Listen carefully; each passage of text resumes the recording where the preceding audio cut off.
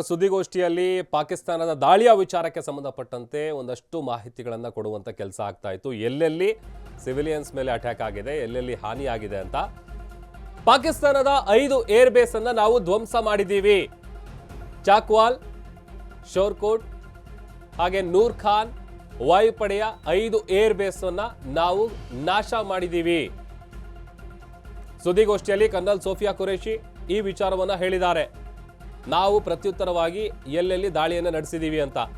ಪಾಕ್ ವಾಯು ಮಾರ್ಗವನ್ನ ಮಿಸ್ಯೂಸ್ ಮಾಡ್ಕೋತಾ ಇದೆ.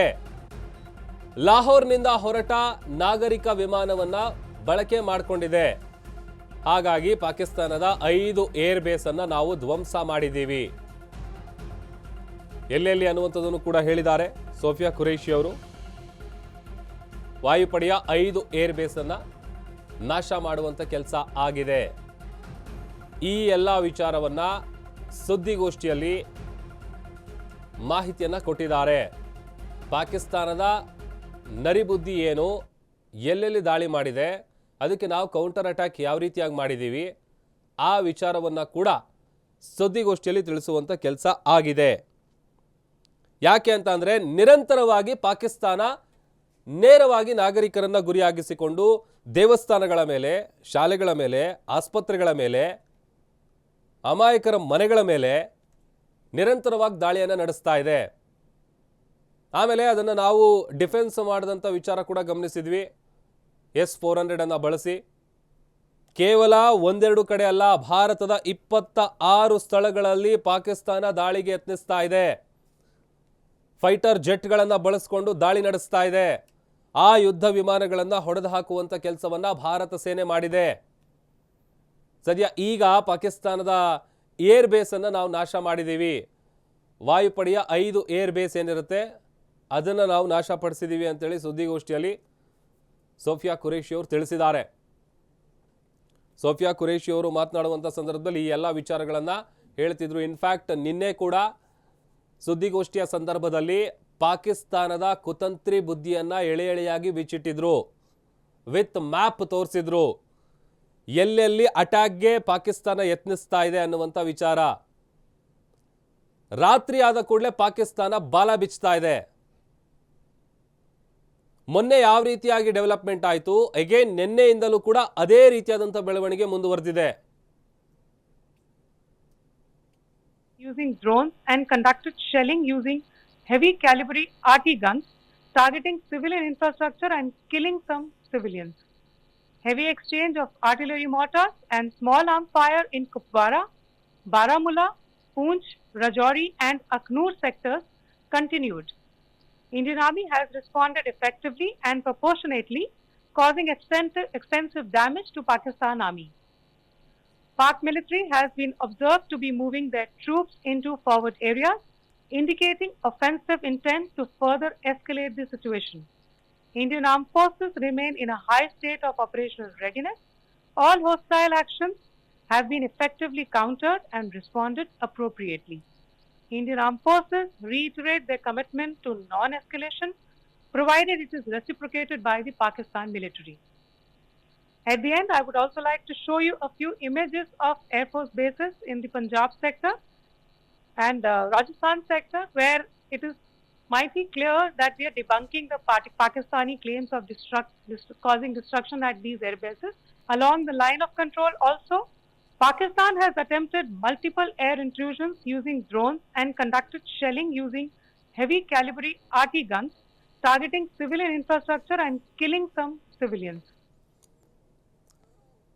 ಇದು ಪಾಕಿಸ್ತಾನ ಯಾವ ರೀತಿಯಾಗಿ ದಾಳಿ ಮಾಡ್ತಾ ಇದೆ, ಅದಕ್ಕೆ ನಾವು ಕೌಂಟರ್ ಅಟ್ಯಾಕ್ ಹೇಗೆ ಮಾಡ್ತಾ ಇದ್ದೀವಿ ಅನ್ನುವಂಥದ್ದನ್ನು ನೋಡ್ತಾ ಇದ್ವಿ. ಮತ್ತೊಂದು ಕಡೆ ಪಾಕಿಸ್ತಾನದ ಏರ್ ಬೇಸ್ ಮೇಲೆ ದಾಳಿ ಆಗಿದೆ. ಅಂದರೆ ಪಾಕಿಸ್ತಾನಕ್ಕೆ ಸಂಬಂಧಪಟ್ಟಂತ ಮತ್ತೊಂದು ಏರ್ ಬೇಸ್ ಮೇಲೆ ದಾಳಿ ನಡೆಸಲಾಗಿದೆ. ಸರ್ಗೋದಾ ಏರ್ ಬೇಸ್ ಮೇಲೆ ವಾಯುಪಡೆ ಅಟ್ಯಾಕ್ ಮಾಡಿದೆ. ಭಾರತದ ಕೌಂಟರ್ ಅಟ್ಯಾಕ್ಗೆ ಸದ್ಯ ಪಾಕಿಸ್ತಾನ ವಿಲವಿಲ ಅಂತ ಇದೆ. ದಾಳಿಯಲ್ಲಿ ಏರ್ ಬೇಸ್ಗೆ ಅಪಾರ ಪ್ರಮಾಣದ ಹಾನಿಯಾಗಿದೆ. ರಾವಲ್ಪಿಂಡಿಯಲ್ಲಿ ನೂರ್ ಖಾನ್ ವಾಯುನೆಲೆ ಏನಿದೆ, ಹಾಗೆ ಚಾಕ್ವಾಲ್ ನಗರದಲ್ಲಿರುವಂಥ ಮುರೀದ್ ವಾಯುನೆಲೆ, ಶೋರ್ಕೋಟ್ನಲ್ಲಿನ ರಫೀಕಿ ಏರ್ ಬೇಸ್ ಅನ್ನ ಉಡೀಸ್ ಮಾಡಲಾಗಿದೆ. ಖಂಡಾಂತರ ಕ್ಷಿಪಣಿಯನ್ನ ಬಳಸಿ ಭಾರತೀಯ ಸೇನೆ ದಾಳಿಯನ್ನ ನಡೆಸಿದೆ. ಭಾರತೀಯ ಸೇನೆಯ ಆರ್ಭಟವನ್ನ ಕಂಡು ಸದ್ಯ ಪಾಕ್ ಕಂಗಾಲಾಗಿದೆ. ಪಾಕಿಸ್ತಾನ 50 ಬಿಟ್ರೆ ನಾವು ಈ ಕಡೆಯಿಂದ 500 ಬಿಡ್ತೀವಿ. ಅಷ್ಟು ಶಕ್ತಿ ಇದೆ ಭಾರತದ ಸೇನೆಗೆ. ಯಾಕೆ ಅಂತ ಅಂದ್ರೆ ಪಾಕಿಸ್ತಾನ ಯಾವ ಆಂಗಲ್ ಇಂದ ನೋಡಿದ್ರೂ ಕೂಡ ಭಾರತಕ್ಕೆ ಸರಿಸಮ ಅಲ್ಲ. ಗ್ಲೋಬಲ್ ಫೈರ್ ಪವರ್ ಇಂಡೆಕ್ಸ್ನ ರಿಪೋರ್ಟ್ ಪ್ರಕಾರ ನಾನು ಹೇಳ್ತಾ ಇದ್ದೆ 2025 ಅಂದರೆ ಪ್ರತಿ ವರ್ಷ ಕೂಡ ಆ ರಿಪೋರ್ಟ್ ಬರುತ್ತೆ. ಆ ರಿಪೋರ್ಟ್ನಲ್ಲಿ 4ನೇ ಸ್ಥಾನದಲ್ಲಿ ಭಾರತ ಸೇನೆ ಇದೆ. ಎಲ್ಲೋ 12ನೇ ಸ್ಥಾನದಲ್ಲಿ ಪಾಕಿಸ್ತಾನ ಇದೆ. 12ನೇ ಸ್ಥಾನದಲ್ಲಿರೋ ಪಾಕಿಸ್ತಾನಕ್ಕೂ 4ನೇ ಸ್ಥಾನದಲ್ಲಿರೋ ಭಾರತಕ್ಕೂ ಕಂಪ್ಯಾರಿಸನ್ನೇ ಇಲ್ಲ. ಈಗ ಎಲ್ಲೆಲ್ಲಿ ಏರ್ ಬೇಸನ್ನು ಉಡೀಸ್ ಮಾಡಿದೆ ಭಾರತೀಯ ಸೇನೆ ಅನ್ನುವಂಥದ್ದನ್ನು ನೋಡ್ತಾ ಇದ್ದೀವಿ.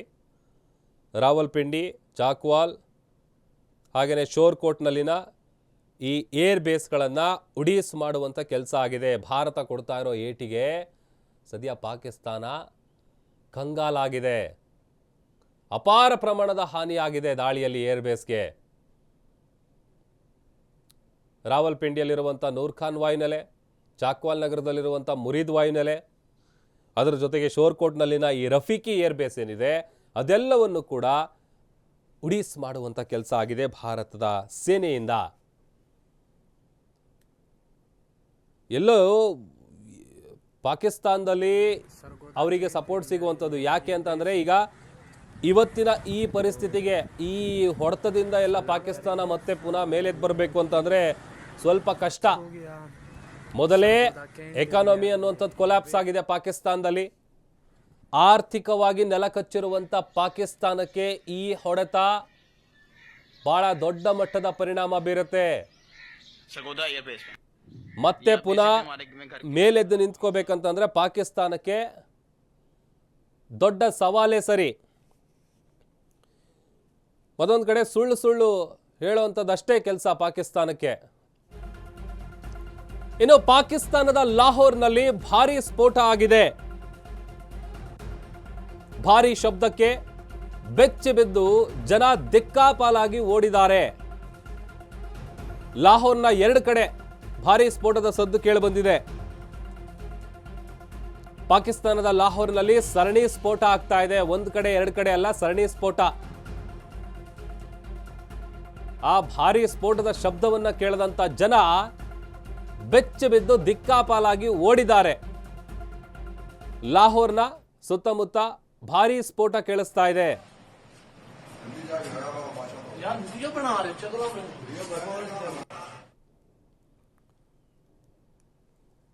ಸರಣಿ ಸ್ಫೋಟಗಳು ಪಾಕಿಸ್ತಾನದ ಲಾಹೋರ್ನಲ್ಲಿ ಆಗ್ತಾ ಇದೆ. ಜನ ಕಂಗಾಲಾಗಿದ್ದಾರೆ, ಬೆಚ್ಚಿ ಬಿದ್ದಿದ್ದಾರೆ, ಓಡ್ತಾ ಇದ್ದಾರೆ ಅಲ್ಲಿಂದ. ಮತ್ತೊಂದು ಕಡೆ ನಾನು ಹೇಳ್ತಾ ಇದ್ದಲ್ಲ, ಈಗ ಪಾಕಿಸ್ತಾನ ಇವತ್ತು ಈ ಪರಿಸ್ಥಿತಿ ಎದುರಿಸ್ತಾ ಇದೆ ಅಂತಂದರೆ ಅದಕ್ಕೆ ನೇರವಾಗಿ ಪಾಕಿಸ್ತಾನದ ಕುತಂತ್ರ ಬುದ್ಧಿನೇ ಕಾರಣ. ಒಂದು ಕಡೆ ಪಾಕಿಸ್ತಾನಕ್ಕೆ ಭಾರತ ಜಲಯುದ್ಧ ಮಾಡ್ತಾ ಇದೆ, ಅಘೋಷಿತ ಯುದ್ಧ ಸಾರಿದೆ. ಇನ್ನೊಂದು ಕಡೆ ಬಲೂಚಿಸ್ತಾನ್ ಲಿಬರೇಷನ್ ಆರ್ಮಿ ಏನಿದೆ ಅದು ಕೂಡ ಪಾಕಿಸ್ತಾನದ ಮೇಲೆ ಮುಗಿಬಿದ್ದಿದೆ.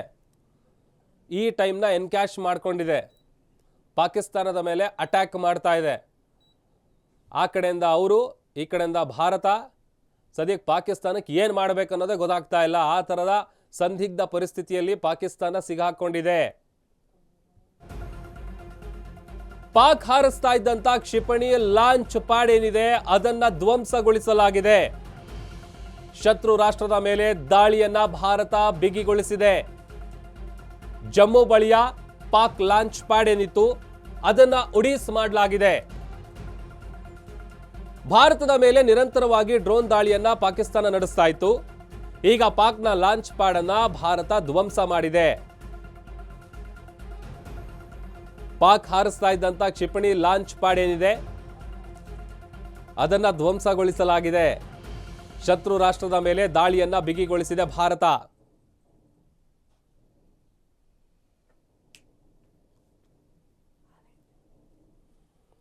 ದೃಶ್ಯದಲ್ಲಿ ನಾವು ಗಮನಿಸ್ತಾ ಇದ್ದೀವಿ, ಲಾಂಚ್ ಪ್ಯಾಡ್ ಏನಿದೆ ಅದನ್ನು ಉಡೀಸ್ ಮಾಡುವಂಥ ಕೆಲಸ ಆಗಿದೆ. ಆಮೇಲೆ ಪಾಕಿಸ್ತಾನಕ್ಕೆ ಎಷ್ಟು ದಿವಸ ಅಂತ ಸಹಿಸ್ಕೊಳಕ್ಕಾಗತ್ತೆ?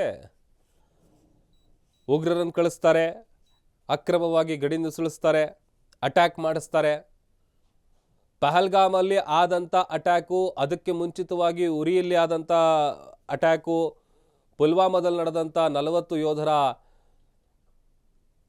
ಏನು ಸಾವನ್ನಪ್ಪದ್ರಲ್ಲ ಆ ಘಟನೆ, ಆಗಲೂ ಕೂಡ ಬುದ್ಧಿ ಕಲಿಸುವಂಥ ಕೆಲಸ ಭಾರತ ಮಾಡಿತ್ತು. ಆದರೆ ಪಾಕಿಸ್ತಾನ ಬುದ್ಧಿ ಕಲಿಯುವಂಥ ಯಾವ ಲಕ್ಷಣಗಳು ಕಾಣಿಸ್ತಾ ಇಲ್ಲ. ಪಾಕಿಸ್ತಾನವನ್ನ ಭೂಪಟದಿಂದ ಅಳಿಸಾಕಬೇಕು ಅನ್ನುವಂಥ ಮಾತುಗಳನ್ನು ದೇಶಾದ್ಯಂತ ಜನರು ಮಾತನಾಡ್ಕೋತಾ ಇದ್ದಾರೆ.